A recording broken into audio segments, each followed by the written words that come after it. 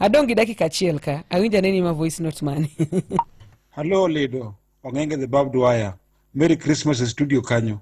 To Oledo, we aore Merry Christmas ne min Paul kan Kisumu kanyo ka chiel gi min Kathy. Kokamano to icha kimino kanyo James ka chiel gi Victor Makajuma. Biak wil gi Kairaf wonya Chuls. Erokamano Oledo. Antie chenro kan Paris. Erokamano. Erokamano. Nanyisi ni giko chumuol te. Niso Vincent nisa ni mone magere ni kenji gi pes chama. To nisa ni leaders ani mon kata mane duka odiga piko. Ni gochine ngane okowa nikeche. Lakini mane ber pesa mikano higa mangima Vincent. Poda wuoth ne kamwanda. To wigo to niga piko. Oka request wigo ride, wigo boda. Otera kama die pio. Ango mokrum. Onge okubirumo. Mon gere san. En sabirio. Sani to mon gere aji. En sabirio nyekwara mongi. Maramogi Radio Ramogi Karchun Jaluo.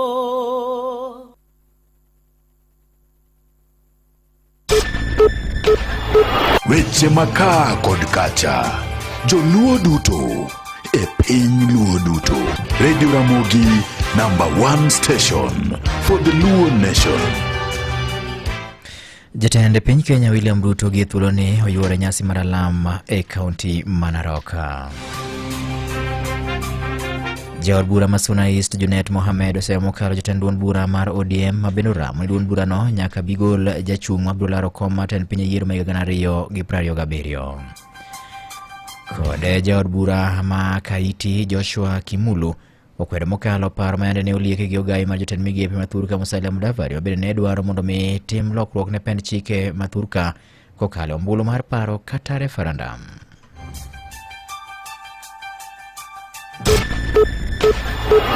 Weche manyien gi Vincent Otieno. Amosi ni misawa kamora mora maintie kinarwaki ni machiegni mar yudo weche manyien adimba. Jatend piny Kenya William Ruto gi thuolo ni oyuore nyasi mar alam e kanisa ma iluongo ni Covenant Church International maidore kardak ma Rotian e kaunti ma Narok.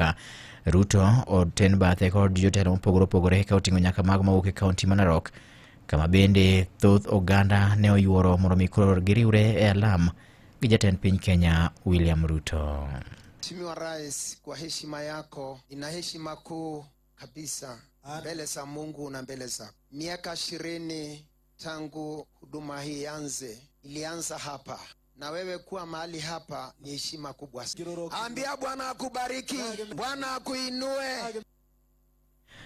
Komachielo en ni jaod bura ma Suna East Junet Mohamed osemo kalo jotend duond bura mar ODM ma oramo duond bura no nyaka bi gol jachung' mabiro dhi laro kom ten piny yiero ma 2027 ka bende wacho ni ogai mar duond bura no mano Dr. Oburu Ginga ema nigi wach mogik manyalo los kotenore kod wachno.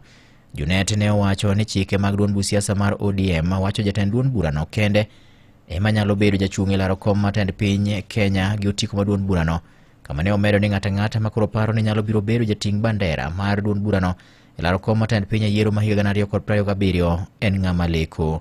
Bende ne owacho ni ODM nigi yore makare kata structures ma bende ochano godo chenro meke kaluwore kod chike mage ma jatelo kod jokanyo mag duond bura no nyaka koro chiw luor ne chike makamago. Katiba ya chama chetu is very clear.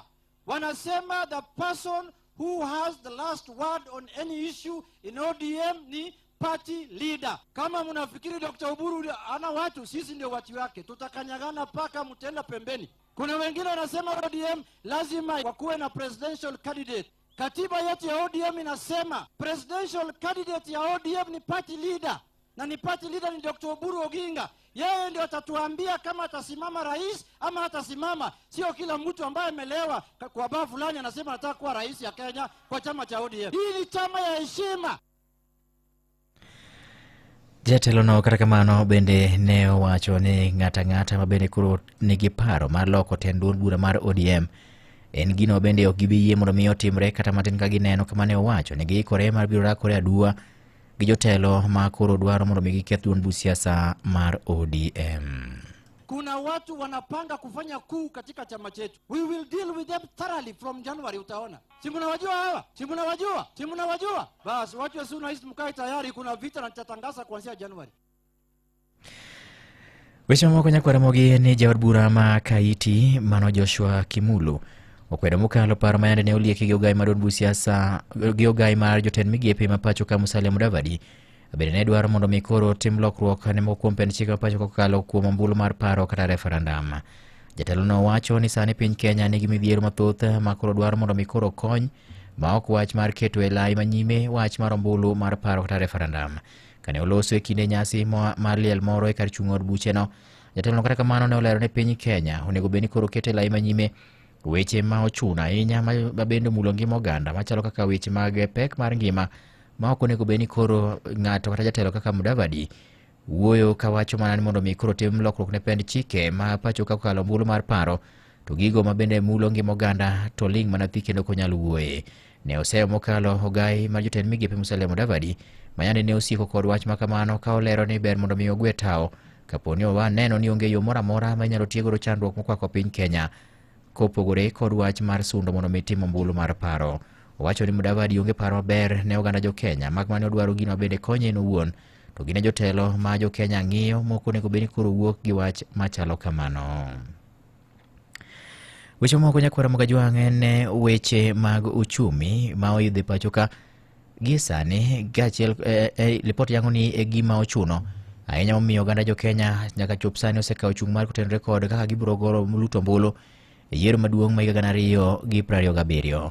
Koluwore gi nonro bende otim kod kambi mochung'ne timo nonro mar Infotrack ma bende ne gigolo e giko mar higa en ni nengo ngima bende ochung' e kwan 46%, weche mag kedo kod mibadhi kod weche mag thieth ma bende wacho ni ok kare kendo ochung' e kwan 27%, kod weche mag somo ma ochung' e kwan 26% bende wacho ni themba ema koro biro bedo gik moko madongo ma yango kaka jo Kenya biro luto ombulu e kinde yiero ma higa 2027. Jo Kenya bende koro ywago wach mar ojende koso thuolo mag tije ma bende ochung' e kwan 25%, bidhruok e weche mag telo ma bende iseyo mokalo ma ochung' e kwan 23%. E kinde chandruoge mamoko ma koro jo Kenya kale ema koro biro yango yo ma gibiro luto godo ombulu e kinde yiero makamano. Kaluwore kod nonro ma bende otim yango ni duond buche siasa mopogore pacho ka kamoting'o duond bura mar UDA ma koro iwacho ni nyaka gi sani humbe odwa dhi malo ahinya kendo chumbe kata mbi mare pacho ka ochung' e kwan 23%. Ka iluwe kod duond buch siasa mar ODM ma bende iwacho ni humbe kata mbi mare ochung' e kwan 19%, ka duond bura mar DCP ma otelie gi Rigathi Gachagua ripoti yango ni ochung' e kwan 6%. Seche bende duond buch siasa mar Jubilee ochung' e kwan 5%, ka Wiper mar Kalonzo Musyoka to mbi mare ochung' e kwan 4% kende. Jatend piny Kenya William Ruto iwacho ni nyaka gi sani e jachung' manenore kaka jal ma bende poroni nyalo tim yiero kawuono to nyalo biro bedo kata nyalo biro yombo e leo mar kom mar tend piny Kenya kama bende humbe kata mbi mare nyaka chop sani ochope kwan 28%. Ka iluwe kod Fred Matiang'i ma bende mbi mare kotenore kod wach mar dwaro tend piny Kenya ochung' e kwan 13%. Kalonzo Musyoka mar duond buch siasa mar Wiper ochung' e kwan 12%, ka Babu Owino ma bende en jaod bura mar Embakasi iwacho ni mbi mare dwaro tend piny Kenya ochung' e kwan 7%. Rigathi Gachagua ochung' e kwan 5%, ka Martha Karua kwan 2%, bende David Maraga to mbi mare mar dwaro telo kata mar dwaro kom mar tend piny Kenya ochung' e kwan 2%. Babu Owino report yango nyaka gi sani ni iwacho ni en jal ma bende ni kod kata mbi mare mondo mi koro bedi ogai mar oganda luo kata rwak wuor mar mane en Raila Amolo Odinga ne okawe pacho ka. Iwacho ni mbi mare ni kwan 33%, kata weche mag Kingpin seche bende luwe gi Oburu Oginga ma iwacho ni mbi mare mar bedo Kingpin mar oganda luo ni kwan 10% kende. Ka Gladys Wanga ma en governor e county ma Bay kendo jakom mar duond buch siasa mar ODM ripot yango ni mbi mare mondo mi obed ogai mar oganda luo kata Kingpin mar oganda luo mbi mare ni e kwan 7%. Ka James Orengo ma en governor e county ma Siaya Lipot yango ni mbi mare mar bedo kingpin mar oganda Luo ochung'e kona tamalo 4 kende Nyakwara Mogi. Nyakwara Mogi Ajwang' weche gi medo biro ni kamora mora ma intie kokalo nyakalondo mari mihero mar Ramogi.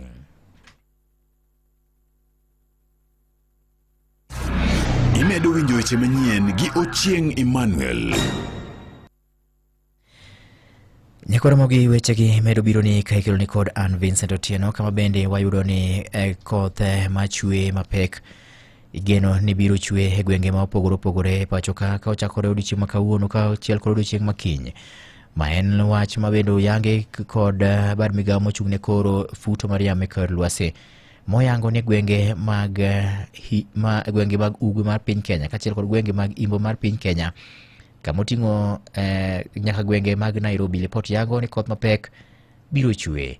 Ewi mano gwenge ma oluoro gwenge mantiere alwora mar Nam Lolwe kachiel kod gwenge ma bende yudore ho mar Okak bende lipot yango ni koth mapek biro chwe.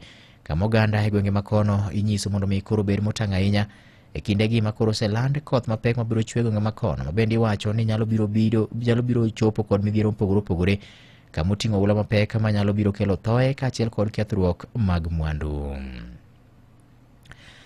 Weche mamoko Nyakwara Mogi Ajwang' ni tulo mapek ne omuoch e gweng' ma Kibiko mayudore ei Kajiado West, kama bende tulo makamano ne oweyo ka obila achiel owito ngimane kama moko mathoth to ne oyudo hinyruok marach mokalo. Kinde bende ywaruok e weche mag lope ne omienjo e gwenge makono.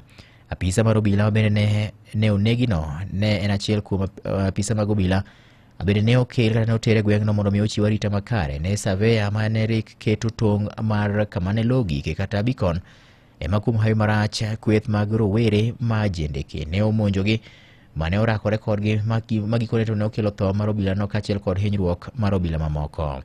Lipot yango ni lo ma ilarono en lo ma lachne romo hectares 2,800 bende wacho ni nengo ne nyalo romo bilion 1. Kata kamano ywaruok e weche mag lobno osekawo thuolo mar kinde malach ka iwacho ni en mano bende isundo koluwore kod ywaruok e weche mag telo e gwenge makono. Wach ni ne oyangi kod komanda mar obila mawuok e gwenge ma Kajiado mano Alex Shikondi ma bende ne owacho ni ji ma itudo kod wach kata nek mar obila no osemaki kendo geno mar biro chwalo gi nyim modelo buche chieng' wuok tich mar juma manyien. Nyakwara Mogi Ajwang' ka koro watieko magi kende thuond weche mane omiyo pek koro ni to waketo nigi e yo machuoka. Jatend piny Kenya William Ruto gi thuolo ni oyuoro nyasi mar alam e kanisa mar Covenant Church International mayudore kaunti ma Narok. Kod jaod bura ma Suna East Junet Mohamed oseo mokalo jotend duond bura mar ODM ma bende oramo ni duond bura no nyaka bigol jachung' ma biro laro kom tend piny yiero mabiro ma 2027. Ka jaod bura ma Kaiti mano Joshua Kimulu bedo kwedo mokalo paro mayande ne olieki gi ogai mar jotend migepe ma pacho ka Musalia Mudavadi mane dwaro mondo mi koro tim lokruok ne moko kuom pen chike mathur ka okalo ombulu mar paro kata referendum. Giko weche manyien adimba Nyakwara Mogi watudre ka ngoromo sa 10 thuolo wabiro duogo ka kendo mar kete iti weche manyien ka kamano sa 8 gi sa 9 weche manyien machuok. Nyinga Vincent Otieno.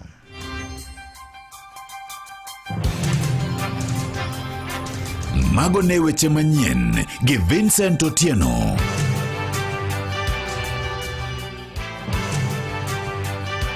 Mago ne weche manyien kokale Radio Ramogi. Radio Ramogi, #1 station for the Luo Nation. Vino. Yes. Ni lal kanye kawuono ya Wood Nyakach. Lydia to ma biro ni. Ingeni biro ma ibaga mo mi agonya kamid kiu mar Ochieng' Emmanuel nikech Ochieng' Emmanuel emane wan go kachakre gokinyi. To kisenena podi chaki keto mid kiu mar Ochieng' Emmanuel. Aparo ni ibiro kasepango gi chon. Okang'iyo ni ibiro. Leo kanye? Leo en mana kaka ne wapango tich odiochieng' ma kawuono gi Ochieng' Emmanuel. Kama ne wawinjore ni koro Ochieng' Emmanuel obio omoke ko gwen. To akawe sani nyaka. Isime sani. Ochieng' omoke. Koro initi menade. Ana medo chwale kochakore sa 7 nyaka sa 3 otieno. Kamano nikech koro wagoye mana kwa dhire no. To gima duga fwenya. Kare ni misa. Nade. missing ngato krach. Wacha ne gino gi dholuo. Gimi wacho no wache gi dholuo nikech mar Radio Ramogi kar chuny jaluo. Wache gino gi dholuo. Missing cha gombo. Mane gimi dwa wacho? Adongi apenji. Okang'eyo inemi wiwache, okang'eyo ni dwa wacho. Okrach, koro kana onge ang'o manotimore maber kata marach ma nyalo keto e ita. Wan mabudho maber. Aparo mana ni nyalo bire kitingri mia kata mana gimoro mar New Year. Tafonyo ni karanyedho modhoth. Iwacho ni mon gere sani. Olido sani. Mono ingeni saving tech. Vincent kano pes kungo tek jothurwa. Kungo tek. Makini no ng'ama miyo kata ng'ama dichuo kata ng'ato tuma obedo ndalo 36 gabich ka kungo. Miye ng'ano luor makende. Kungo kendo otek to ber. Nikech okelo fuongruok. Okelo geno sama geno dhi karumo. Sache mibola kita kanyo. Tiparo ni chala ng'amo owito. Tibodo ka koro ber biro bang'e. To kata ka poni biro, mae kik mi joma mine bed gi tung gi ahinya. Ka gisedonje uniform gi mag kitenge. Seche kata odhi mano omo kibrit. Apiko. Okodwa ol. Awinjo nyaka ni koro indi iluongo Wigo. Donge Wigo, wan gi Wigo boda i counties 47 ma Kenya kaindi. Koro gi download mana app. Koro kidwa dhi kamora to Wigo ride. To apiko gubo dhi godidi. Donge as long as pesa nitie. Okay, ini paru negi kungo mondo gimed sandre. Dongi kungo mondi tigo do ka sama onegi tigo do. Odin for how long, Lydia? As long as the money is available, my friend. Availability mare ni madang'eyo for how long? As long as entie yawa. Ikungo higa mangima. Dongi koro negi mong pesa mikungo ni Vincent. Kata kana mananda lario. Monga pesa yako. Mong your money. Okay, imonge apiko gi chapat. Dongen pesi yawa. Idwa chano ne ng'ato kako timo pesa ya Vincent. Anda kase wacha na ng'ome nyiewo sat manyien to ingise demoko. Dongen nikech en pesi. Gima ng'ato timo gi pesa ni be koro dwa donje yawa. Vincent. Olido. Ne nyalo bedo ni ne okana yeka. To ne anana kodu. Onge chinro mabaya. Achako gi nyaji moko gwen. Nyaka seche midonjo. Anana kodi. Koro kata sani. Abro bedo kodi nyaka saa 8. Itiyo nyaka godhiambo lakini. Antiere nyaka godhiambo. Wach na bed nyaka gotieno. Nyaka saa 3 otieno. Bor na marach. Abo mana chupo. Abro ywaka ino guyo ywak. Ndalo mani kwayo ticha. Nindiko ni and any other. Ntika part close any other duty. Kono mae any other no. Mini sini extend ni. Any other duty moro manindike employment letter nicha. Gimanya nyajimo nyomorago. Nyajimo to ni Vincent. Ni oguyo ywak do tiyo mang'eny. En pok ong'iyo donjo saa. Ng'ama tiyo matin. Ajiso nyajimo noguyo saa licha. Noguyo ero licho gik maonge. Sasa Vincent, happy new year. Hapa ni yuda saa 8. Kawuok kapok saa 8 romo. Apenje Lydia. Ka ng'ayudi saa 8 no to koro kinyi onge. Nyaka next year. Yeah, yo motieko shift. It's okay. Ang'o mokrum.